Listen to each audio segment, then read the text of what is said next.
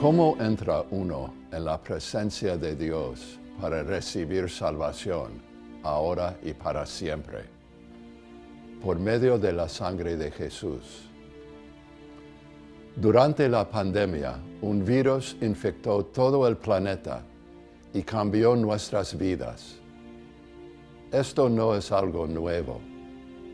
La historia de Dios en la Biblia respecto al mundo nos cuenta cómo la creación de Dios, que fue creada buena, fue infectada por el virus del pecado. Esto fue el resultado de la desobediencia de nuestros primeros ancestros, Adán y Eva, quienes querían ser como Dios. Desde este día el jardín, cuando la serpiente los engañó a ellos, nuestro mundo ha sido infectado con las consecuencias del pecado, enfermedad, muerte y el mal. Por ello, Dios expulsó a los primeros seres humanos del paraíso que había creado para ellos. Pero este exilio conllevaba una promesa. Habría una manera para los seres humanos pecadores de poder estar en la presencia de Dios para recibir salvación ahora y para siempre. Pero entonces la presencia de Dios sería intermediada por medio de sacrificios de sangre. La primera cosa que nuestros ancestros hicieron después de la caída en el pecado fue el sacrificio de un animal, para que por medio de la sangre de mismo ellos pudieran entrar en la presencia de Dios, porque la vida del animal estaba en la sangre. Después el Señor dijo a Moisés: la vida de la carne está en la sangre, y yo la he dado por vosotros en el altar, para hacer expiación por vuestras almas. Las pieles de aquellos animales fueron usadas para cubrir la desnudez de nuestros primeros ancestros, pues ahora eran conscientes de su vergüenza por causa de su pecado. La historia de los hijos de Abraham es la historia de los sacrificios de sangre. Sacrificar es establecer un pacto entre dos personas, echando al suelo las partes del animal sacrificado y donde cada persona camina por medio del espacio entre ellas con el juramento de que si alguno de dichas personas rompiese el pacto, él o ella debería ser cortado del mismo modo que el animal sacrificado.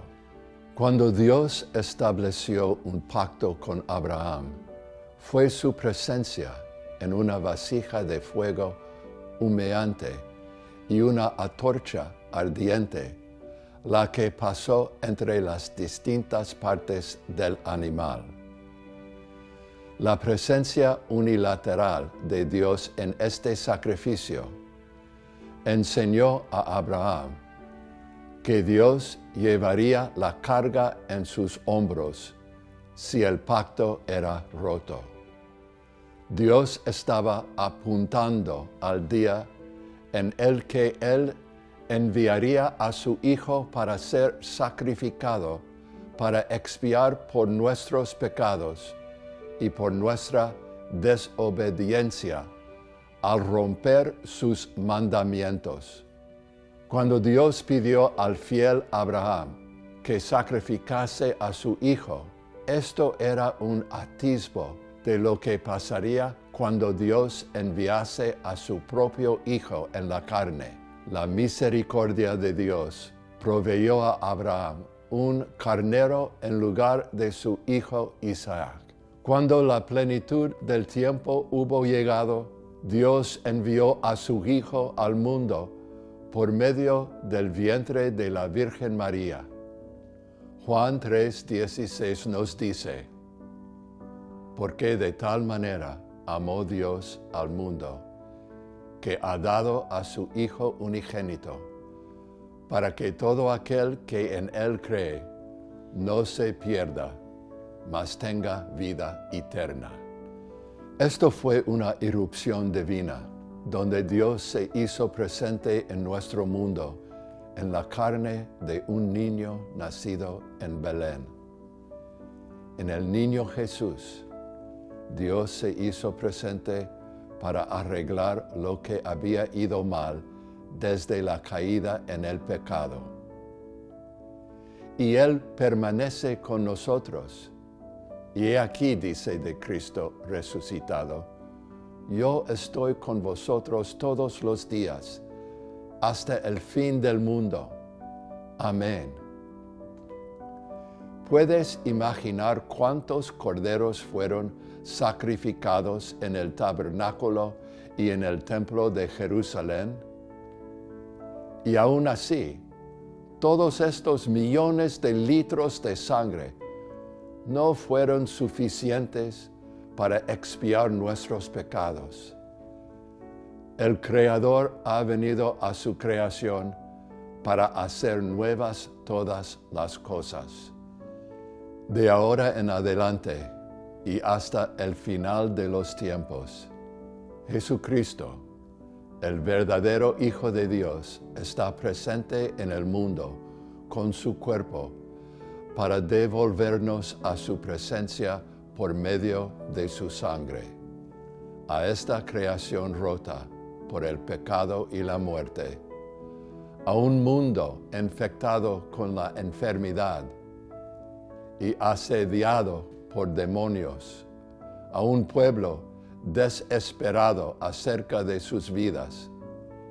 Jesús vino en su frágil carne y trajo salvación por medio de su propia sangre. Esta es la paz que Jesús trae. Nada espectacular, solo misericordia para los pecadores enfermos, quienes hacían ser salvos y santos de nuevo. Jesús viajó a Jerusalén cargado por nuestros pecados y nuestra enfermedad. Pues al salvar esta creación, Jesús, quien no conoció pecado, se hizo pecado por nosotros.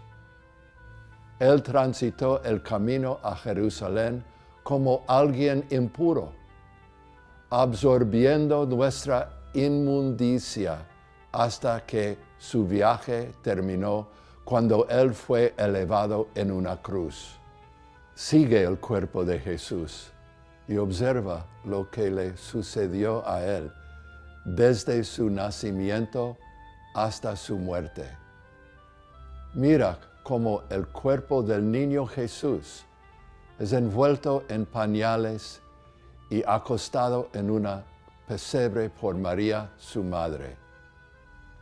Observa su cuerpo viajando a través de Galilea, tocando a los leprosos y los atuades, usando su saliva para sanar, permitiendo a una mujer pecadora organizar un escándalo en casa de un fariseo al lavar sus pies con sus lágrimas, secándolos con su cabello, besándoles con sus labios y ungiéndolos con su caro perfume. Años después, 6 días antes de la Pascua, de su muerte, otra mujer en Betania derramó aceite sobre su cabeza y ungió su cuerpo, preparándolo para su entierro. Incluso ahora la recordamos a ella. Observe entonces lo que le sucede al cuerpo de Jesús después de que Él entre en Jerusalén para su muerte. Cómo es golpeado, azotado, atravesado con clavos, una lanza clavada en su costado. En la cruz todos los pecados, enfermedad y muerte fueron descargados sobre Él. el mundo se oscureció y tembló y fue hecho de nuevo. La sanación de toda la creación por la sangre de Jesús vino solo tras la muerte del Creador. La sanación solo viene por medio del dolor, el sufrimiento y la muerte. La sanación viene solo por medio del derramamiento de sangre.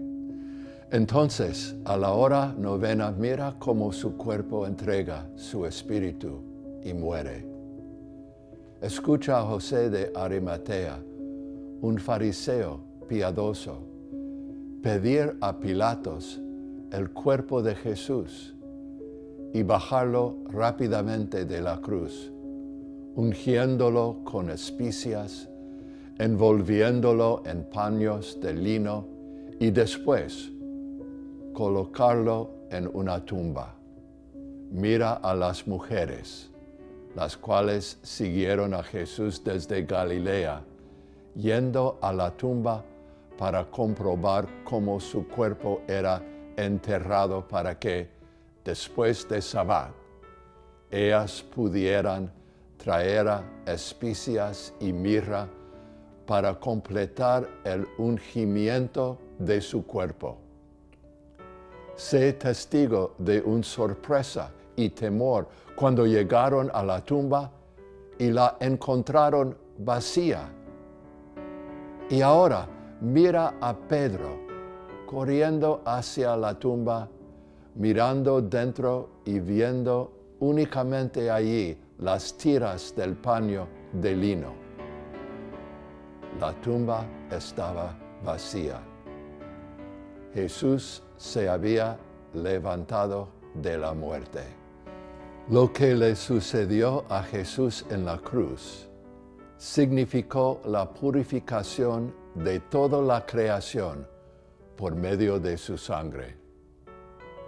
Lo que la sangre de toros y chivos no pudo hacer, todos aquellos millones de animales sacrificados en la casa de Dios, la sangre de Jesús, el Cordero de Dios sin mancha, lo cumplió al ofrecerse a sí mismo a su Padre en el lugar más santo como expiación por nuestros pecados. Jesús derramó su sangre en la cruz y ofreció su vida a su Padre por la vida del mundo. Y ahora toda la vida está en su sangre. Nosotros, que estábamos esclavizados al pecado y a todas sus consecuencias, hemos sido ahora liberados por la sangre de Jesús. Pues sin derramamiento de sangre no hay perdón de los pecados. Al haber entrado Jesús en el Santo de los Santos por medio de su sangre, de una vez para siempre, para asegurar la redención eterna, entramos nosotros ahora en su presencia. Va que estamos bautizados en su nombre y participamos de su mesa comiendo y bebiendo su cuerpo y sangre.